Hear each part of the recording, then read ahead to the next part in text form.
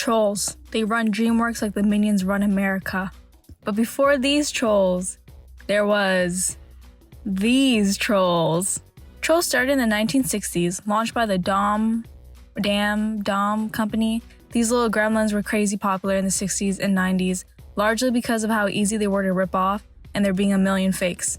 Coming to the 2000s, they got proper copyright, which only caused their slow death. So to try and revive the brand again, they made Trollz, with a Z. Targeted at young girls and clearly riding the wave of 2000s pop culture, the show was made by Deke Entertainment, and despite looking like a ripoff, fully licensed. Which is why Deke sued Dom, the original company of the dolls, blaming them for the financial losses they suffered from this show flopping so hard. The actual lawsuit is complicated, with Deke saying Dom didn't stop counterfeit sales, and Dom saying Deke didn't know how to market a modern troll doll, but I don't care, this is a cartoon channel. Why did the trolls actually fail? Was the show really that bad?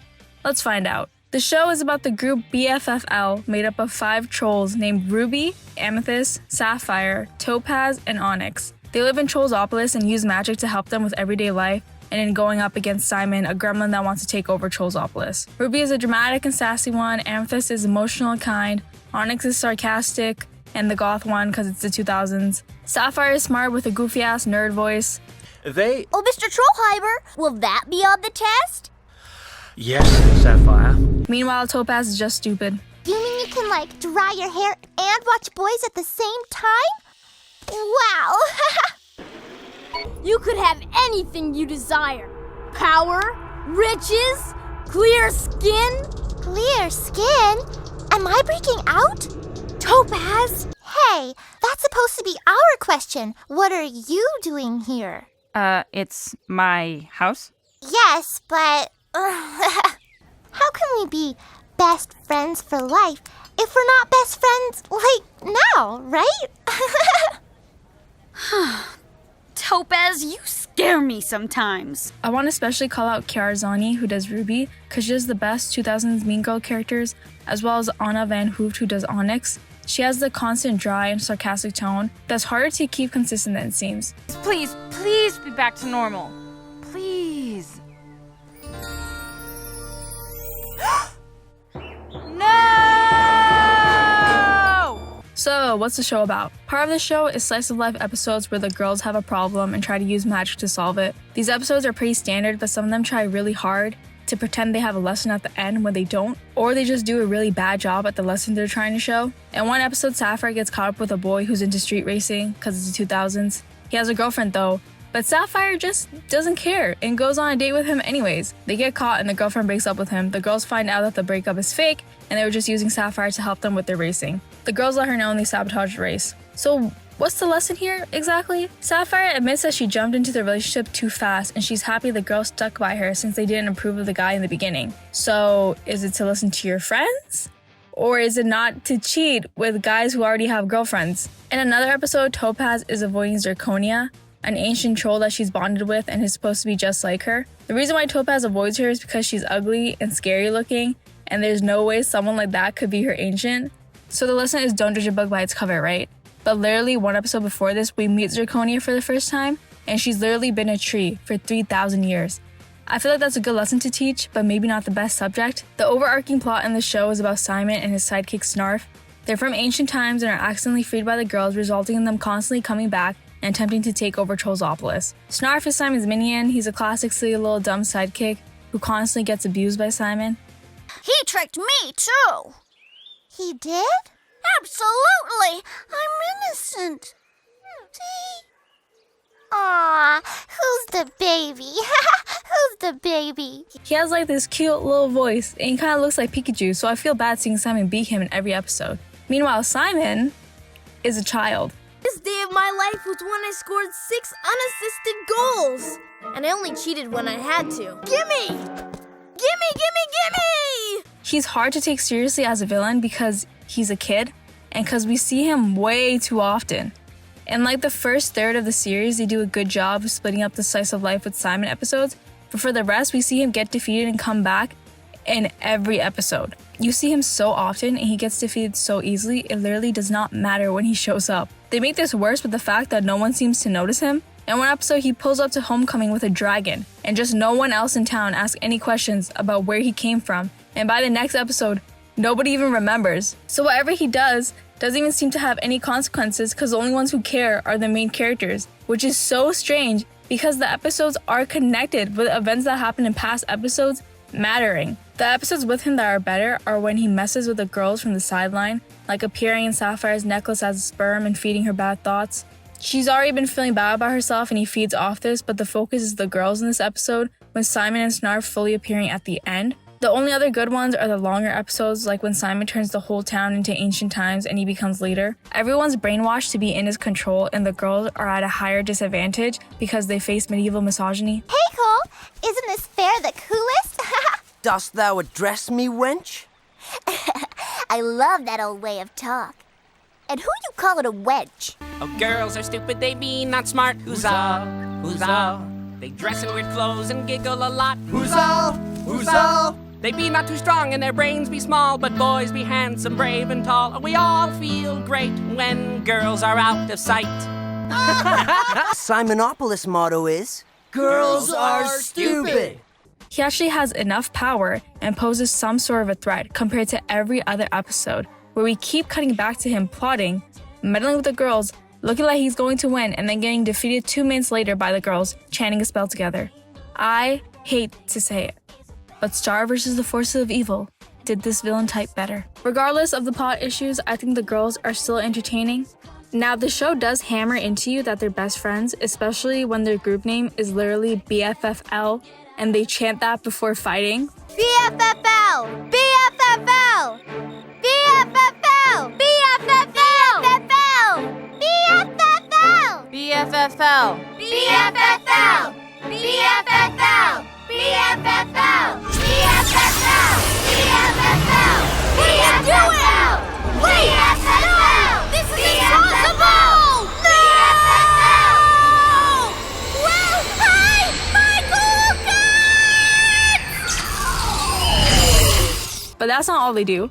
They actually feel like a real friend group because they make fun of each other, and characters have specific dynamics with one another that feels genuine. Onyx is always calling out Ruby for being bratty, while Ruby's always getting annoyed at Topaz for being dumb. It's not like they act overly loving with one another and then switch up when there's a conflict. I find Ruby the most interesting out of all the girls though. She's a typical mean girl and is usually acting selfish or rude, except she's not. A character like her with such a dominant personality can easily come off as self-absorbed and mean, but they balance her personality with the other girls, so we see the girls calling out her bad attitude, and the other girls put their foots down with her too. You're just jealous, all of you. You hate that I've got a boyfriend, a senior and a racing star, and you don't. Safi, that's not true. Actually, yeah. I am a little jealous. Ruby, not now. In the Ruby Rules of Partying episode, they do a good job of showing this.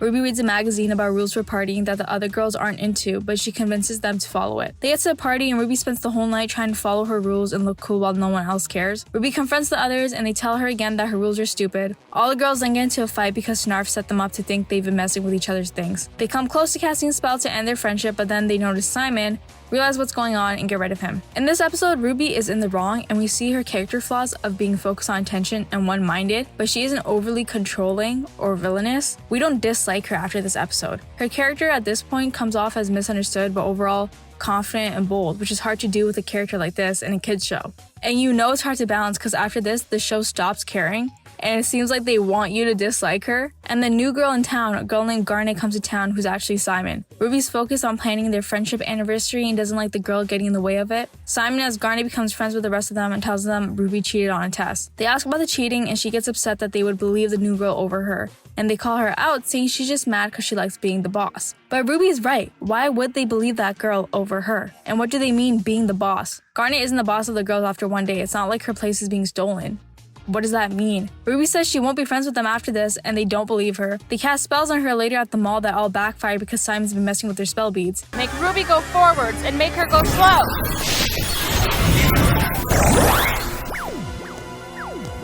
What's up with these spell beads? And then they just leave Ruby there, stuck in the mall with all those spells casted on her. Eventually, the girls get brainwashed by Simon, Ruby saves them, everyone says sorry, blah blah blah blah, happy ending. And Ruby also says sorry. saying she shouldn't have let her pride get in the way of their friendship. What does this mean? She got mad that they accused her of cheating. How is that being too prideful? What is she even apologizing for? It feels like they make her out to be a villain a lot in this episode, although she literally doesn't do anything wrong. In other episodes, the girls will just mention rude things she's done when talking about her, but they're never shown to us. Remember when she and I were supposed to sing a duet? Sing a duet in the elementary school talent show and she pushed me off the stage? Come on. You know that was an accident. 2 years in a row. Whatever. In later episodes about Ruby, her traits that can come off as bad are exaggerated, and she's just straight up mean, like trying to cause car accidents suddenly. Was it just easier to make her be mean in episodes about her instead of having to write an interesting character? Or do they just hate outspoken women? I feel like objectively watching it, she's not really mean, but they want you to think that she is. I feel like they took the easy way out. They could have had a complicated and interesting character. Besides the girls, the next best part is the character designs. They have all these thick outlines. It's really graphic. I don't even have to say anything, because you've been looking at it, you already know. One thing I didn't like though is their huge feet. What's also really impressive to me is everybody's hair. They were able to come up with so many unique hair designs and nice color palettes for every single character, including the boys. Boys in girls cartoons usually get nerfed when it comes to style, but even they have cool characteristic hair. Within their universe, they also have accessories that were clearly meant to sell toys. They have spell phones that they can use as phones, and they also cast spells through, and scoots that are just scooters.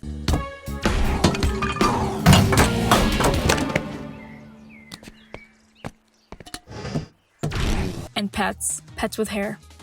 I like that. There's actually a lot of cool concepts and ideas in the show that aren't always executed the best. Aside from the ancients, no one can cast spells on their own. To use their magic, they have to buy spell beads that channel their magic. But how do these beads work? Because they hold spells, they have to say something specific to make it work, while others you can just say whatever you want. So how do they manage to mess it up? Sometimes the spells will happen too literally. Benjamin walking by.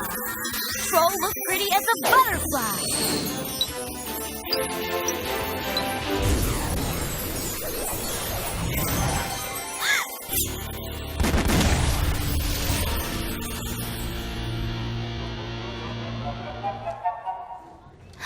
Uh-oh.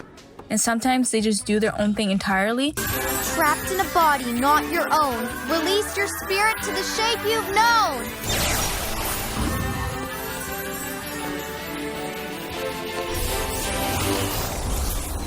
Whoa. Yes.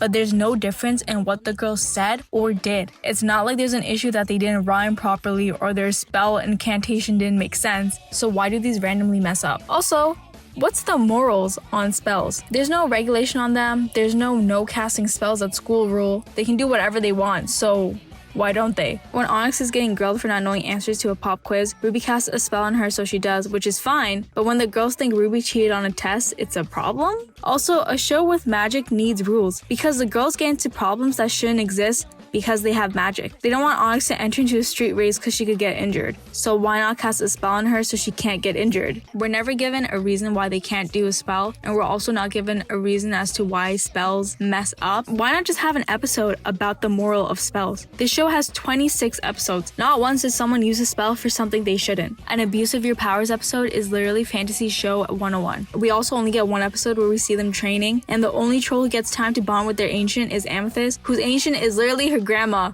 Aside from all that, how do Simon's powers work? He can just do spells straight up, and it seems he can do literally anything he wants. He can possess Topaz using magical goop, he can cast himself into a fridge and make someone into a dragon. But how does he keep coming back? Originally, Simon was locked up by 10 trolls, 5 ancients and 5 younger trolls, so I'm assuming the girl's magic is too weak to lock him up for good. But he literally gets 8 trolls against him, and he's just back like usual. Shouldn't that stop him a little bit more? In the beginning, it seems that the idea they had was that he's weaker by being locked up, so he can only release Snarf to do his work. But eventually, it doesn't matter, and he just keeps coming back every single time. And every single time he comes back, the girls are shocked and surprised that it's him.